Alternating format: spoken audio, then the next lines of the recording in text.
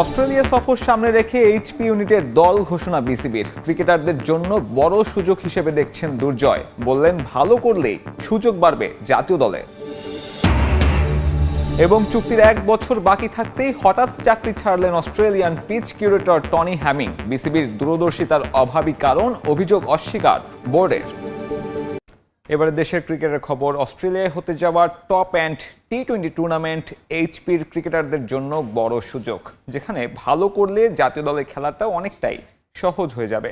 এমন মন্তব্য করেছেন বিসিবি হাই পারফরমেন্স কমিটির চেয়ারম্যান নাইমুর রহমান দুর্জয়। এ ধরনের টুর্নামেন্টে ধারাবাহিক অংশগ্রহণ পাইপলাইনে থাকা ক্রিকেটারদের সামর্থ্য বাড়াবে বলেও আশা দুর্জয়ের।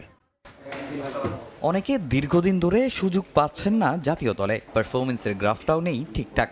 আবার অনূর্ধ্ব 19-এর গণ্ডি পেরিয়ে অনেকেই আছেন জাতীয় দলে খেলার অপেক্ষায়। এই ক্রিকেটারদের সামনে সুযোগ এসেছে নিজেদের প্রমাণ করার। আগস্টে অস্ট্রেলিয়ার নর্দার্ন টেরিটরির টপ অ্যান্ড টি-20 টুর্নামেন্টে অংশ নেবে বিসিবির হাই পারফরমেন্স ইউনিট। দেশ ছাড়ার আগে স্কোয়াডের সদস্যদের নিয়ে হলো আনুষ্ঠানিক ফটো সেশন। 9 দলের এই টুর্নামেন্টে বিগ ব্যাশের 5টি দলের সঙ্গে খেলবে পাকিস্তানি দল। এই টুর্নামেন্টকে উঠতি ক্রিকেটারদের জন্য বড় সুযোগ হিসাবে দেখছেন এইচপি কমিটির প্রধান। টি-20 টুর্নামেন্টটা আসলে খুবই বড় একটা প্ল্যাটফর্ম হবে আমাদের আপকামিং প্লেয়ারদের জন্য, যেখানে বিগ ব্যাশের 5টা টিম থাকবে। পাকিস্তান এ, যেটা পাকিস্তান শাহিনস নামে ওরা খেলে, ওরা থাকবে। তো টুর্নামেন্ট ছাড়াও আমাদের যে প্লেয়ারদের জন্য একটা বড় অপরচুনিটি। বাংলাদেশ টিম আসলে অনেক দিন যাবত এখানে খেলার সুযোগ হচ্ছে না। ইভেন আমাদের কোনো অন্য স্টেজের টিমগুলো কিন্তু অস্ট্রেলিয়া খেলার সুযোগটা হচ্ছে না। সেই জায়গা থেকে এটা একটা বিরাট অপরচুনিটি, এবং সবচেয়ে বড় যে বিষয়টা, এই ট্যুরের মধ্যে আমরা 3টা ফরম্যাট খেলার সুযোগ পাচ্ছি। পাইপলাইনে ক্রিকেটার নেই, আবার বয়সভিত্তিক টুর্নামেন্টে ভালো করেও ঝরে যাওয়ার নজির কম নয়। এ ধরনের টুর্নামেন্টে ধারাবাহিক অংশগ্রহণে সমস্যা সমাধান হবে বলে মনে করেন দুর্জয়। ব্যাখ্যা দিয়েছেন জাতীয় দলের ক্রিকেটারদের এই টুর্নামেন্টে অংশগ্রহণ করানো নিয়েও। আমরা চাচ্ছি যে আমাদের প্রসেসটা ঠিক থাকুক, আমাদের অপরচুনিটিগুলি আমাদের বোর্ডের তরফ থেকে যেটা করার, যে তাদের সুযোগ সুবিধাটা বৃদ্ধি করা এবং খেলার ভিতরে থাকার যে অপরচুনিটি, সেটা আমরা ধরে রাখতে চাই। আমাদের ওইখানে গিয়ে ইয়াং প্লেয়ারদেরকে যেমন নতুন পরিবেশে খেলার সুযোগ, একই সঙ্গে ওখানে একটা টুর্নামেন্ট খেলতে যাচ্ছি আমরা, সেটাও কিন্তু ভালো রেজাল্ট করা একটা ইস্যু।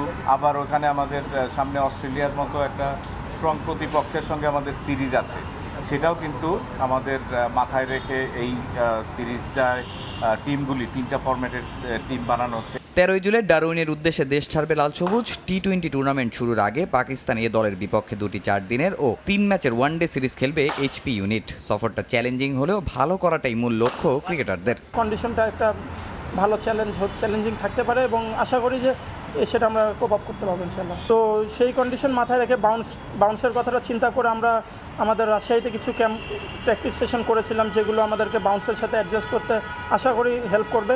11 আগস্ট টি-20 টুর্নামেন্টের মিশন শুরু করবে বাংলাদেশ। পারিবারিক কারণে হেড কোচ নাথান লরেক্সের জায়গায় দায়িত্ব পালন করবেন করি কলিমোর। ছোট হওয়ার বড় জ্বালা জ্বলছেন লামিন ইয়ামাল, জ্বালাচ্ছেন সবাইকে। তার পারফরমেন্সে উড়ে গেছে ফ্রান্স, জিতেও বিপদে স্পেন, জরিমানা গুনতে গুনতে। এখন পর্যন্ত প্রায় $50,000 দিতে হয়েছে জার্মানিকে। সামনে আরও দিতে অবশ্য আপত্তি নেই। মাত্র 16 বছর বয়স, ইউরো ফাইনালের আগের দিন পূর্ণ করবেন 17তম জন্মদিন।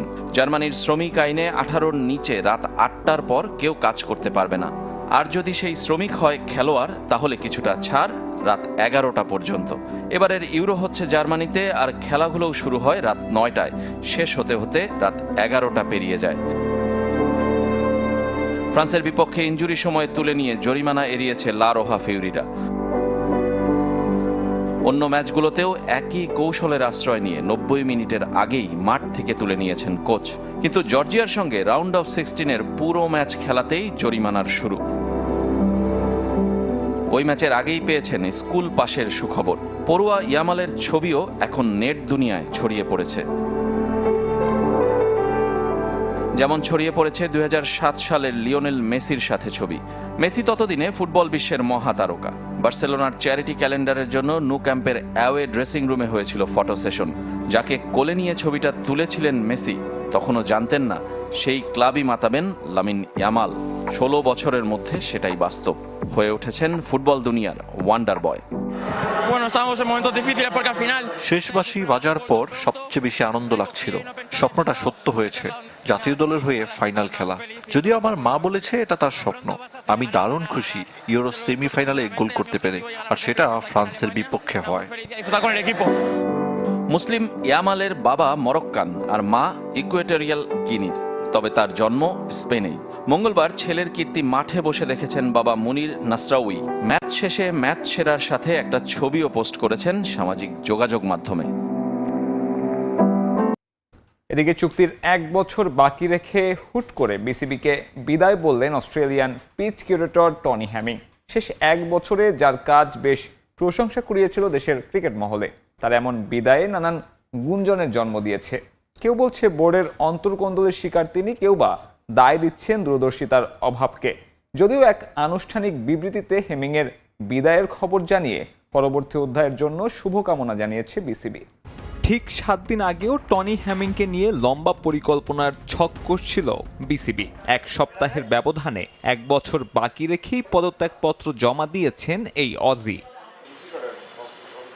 গত বছরের জুলাইয়ে দায়িত্ব গ্রহণের পরে নিজের অভিজ্ঞতার জানান দিচ্ছিলেন টনি হ্যামিং। বিশ্বজুড়ে বিভিন্ন গ্রাউন্ড নিয়ে কাজ করা এই মৃত্তিকা বিশারদ অল্প কয়েকদিনেই দৃশ্যমান পরিবর্তন আনেন সিলেট চট্টগ্রামের আউটফিল্ডে।